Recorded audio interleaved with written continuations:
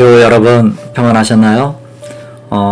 장거리 운전자들이 사고를 자주 내는 곳은 고속도로나 국도 같은 큰 길에서가 아니라 자기 동네나 집 근처라는 통계를 본 적이 있어요.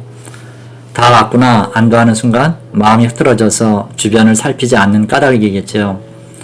운동 경기 또한 이기고 있다가 거의 끝 무렵에 동점을 내주고 그게 결국 역전의 빌미가 되는 경우를 여러 번 봤어요.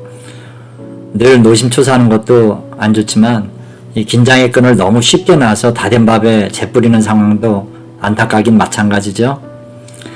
여러분, 우리 삶이 그렇더라고요.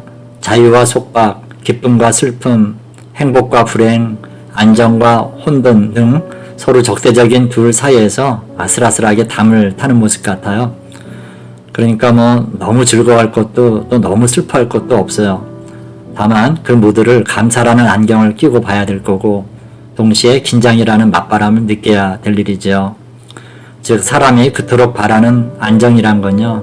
사실은 감사라는 마차를 타고 긴장이라는 맞바람을 맞으며 달려가는 그런 상태인 것 같아요. 그렇죠? 오늘은 여기에 대한 말씀을 잠깐 드리겠습니다.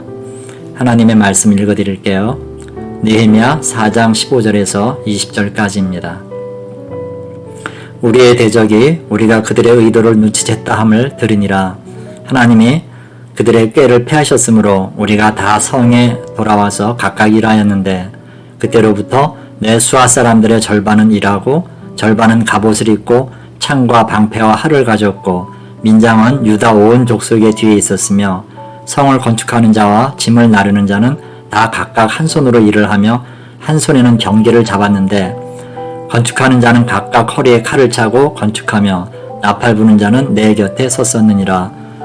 내가 귀족들과 민장들과 남은 백성에게 이르기를 이 공사는 크고 넓음으로 우리가 성에서 떨어져 거리가 먼즉 너희는 어디서든지 나팔 소리를 듣거든 그리로 모여서 우리에게로 나아오라. 우리 하나님이 우리를 위하여 싸우시리라 하였느니라. 아멘. 이스라엘이 무너진 예루살렘 성벽을 쌓는다는 소식을 듣고 방해한 무리들이 있었죠. 산발랏과 도비아와 아라비아 사람들과 암몬 사람들과 아스도 사람들이었어요. 이 사람들 계산이 뭐였냐면요. 공사하는 걸 조금만 어지럽혀 놔도 혼란에 빠질 줄 알았어요.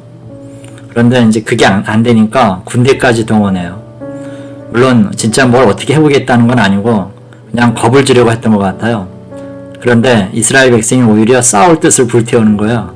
그러니 어떻게 해요? 산발렛 수하의 군대는 작전을 포기할 수밖에 없었지요. 처음부터 전쟁을 하자는 게 아니고 성을 쌓지 못하게 할 목적이었는데요. 근데 희생을 감수하면서까지 치러야 되는 전투는 이건 또 그들이 원하는 바가 아니었던 거예요. 어쨌든 그 유다 백성들로서는 긴박한 순간이 지나가고 한숨 돌릴 수 있게 됐지요. 전투를 위한 진을 풀고 다시 성벽을 쌓기 위해 현장으로 돌아갑니다. 그리고 이런 일을 겪은 참에 느헤미야는 진영을 상시 전투태세로 재편하죠. 본업인 성 쌓는 일과 경계를 함께 취하기 시작한 거예요. 우선 그 인력의 반을 중무장시켜서 전투태세로 임하게 했고요. 나머지 반만 일하게 합니다. 성을 건축하는 자들 또한 한 손엔 병기를 잡고 다른 한 손으로 일하도록 했지요. 그리고 나머지 일하지 않는 백성들 역시 전쟁이 시작되면 언제든 그들과 합류할 수 있도록 조치했죠. 한마디로 성 쌓는 백성들이나 일반 백성들 모두를 팽팽한 긴장감 속으로 몰아넣은 거죠. 이런 경계태세 없이는 성을 쌓지도 또 백성을 지킬 수도 없다고 파악한 느헤미야의 판단은 아주 적절한 것 같아요. 평소 기도하는 가운데 이런 세세한 것까지 주님께서 영감을 주신 거겠지요. 여러분, 기도의 완성은 기도한 후 행동에 옮기는 데에 있어요. 뒤집어 말하면 응답받지 못하는 기도는 기도한 후 아무것도 하지 않는 데 이유가 있다는 말이에요. 하나님은 만나를 주셨지만 그것을 각자 입에 직접 넣어주시지는 않았잖아요. 가나안 땅을 주셨지만 무혈 입성까지는 허용하지 않으셨어요. 지혜를 주셨지만 지식까지 집어넣어주지는 않는다고요. 이 모든 게 우리를 자유로운 존재로 창조하시고 그 자유를 존중해 주시는 까닭이에요. 아울러 우리를 게으름에 빠지지 않도록 경계하신 겁니다. 여러분, 만약 주님이 허락하신 것을 손 하나 안 대고 우리가 취할 수 있게 하셨다면 어떻게 됐을까요? 아마 우리 인간은 진작에 짐승이 됐을 거예요. 우리가 알아야 될 게요.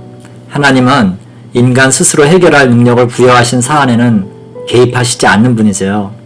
그러므로 하나님의 몫은 하나님이, 우리 몫은 우리가 해야 됩니다. 이것이 기도의 완성이고 아울러 긴장이라는 보따리 속의 내용물인 거예요. 따라서 긴장한다는 것은 구할 것을 구하고 준비할 것을 준비하며 내 할 몫의 일을 기꺼이 감당한다는 뜻이지요.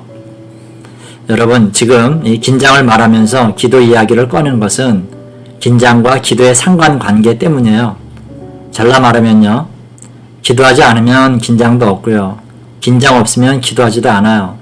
그래서 긴장 없는 삶은 누리는 삶이 아니라 흘러가는 삶이기 쉬워요. 당연히 거기엔 기쁨도 풍요도 찾을 수 없게 되겠죠. 그러므로 여러분, 지금 별 문제도 없고 별 기도거리가 없다면 그건 적신호예요. 그렇게 긴장 없이 있다가 문제가 닥쳐오면 허둥댈 뿐 별 대책이 없어요.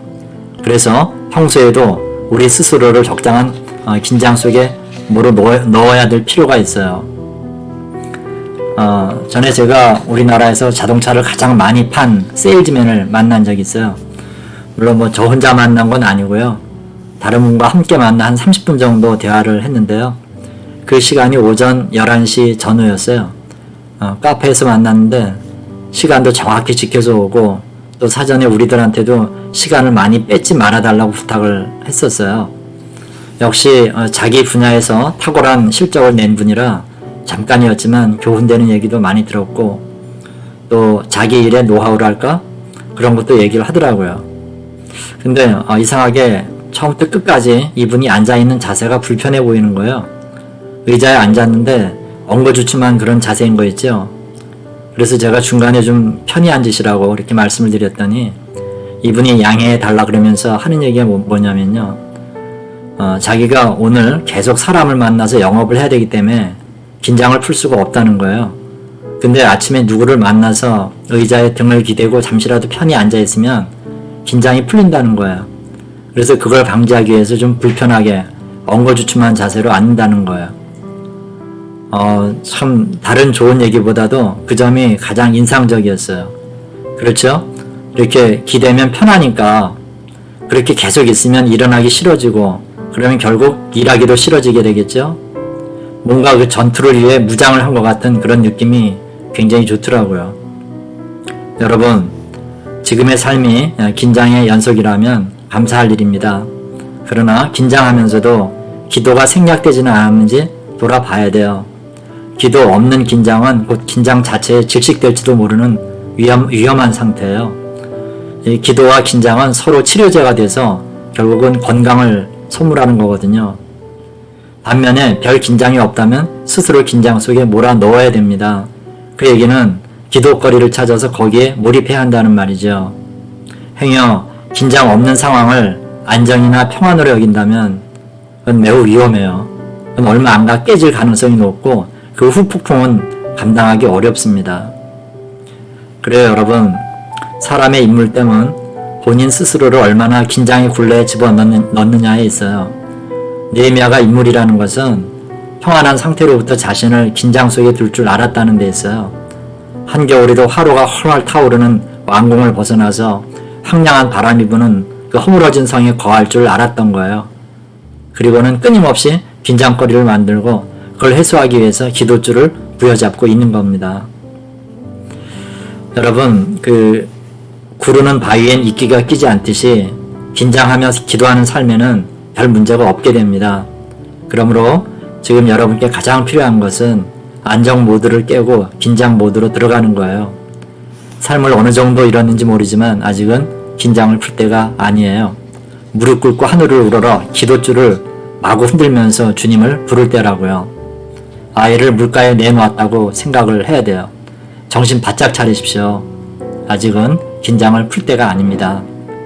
이 마음으로 오늘 하루도 열매 맺는 복된 하루가 되시기를 주님의 이름으로 축원합니다. 아멘. 기도하겠습니다. 하나님 아버지 감사합니다. 우리의 현실을 알게 해주셔서 정말 감사합니다. 우리가 아직은 긴장 풀 때가 아니라는 걸 알려주시고 또 우리가 지금 상황에서 무엇을 해야 될까 가르쳐 주신 것도 감사합니다. 연약한 우리는 조금만 편해도 그게 영원히 갈 것처럼 마음을 놓고 일을 그르칠 때가 많습니다. 주님, 우리로 하여금 늘 스스로를 긴장 속에 빠뜨릴 수 있게 주옵소서. 그래서 용감하고 자신만만하게도 일해야 되지만 한편으로는 두렵고 떨리는 마음으로 할 수 있게도 해 주시옵소서. 여생을 편히 지낼 수 있는 느헤미야가 스스로 긴장의 굴레를 뒤집어 쓴 것처럼 우리도 하나님의 나라를 위해 스스로 긴장에 빠뜨릴 수 있도록 넓고 큰 마음을 허락해 주옵소서.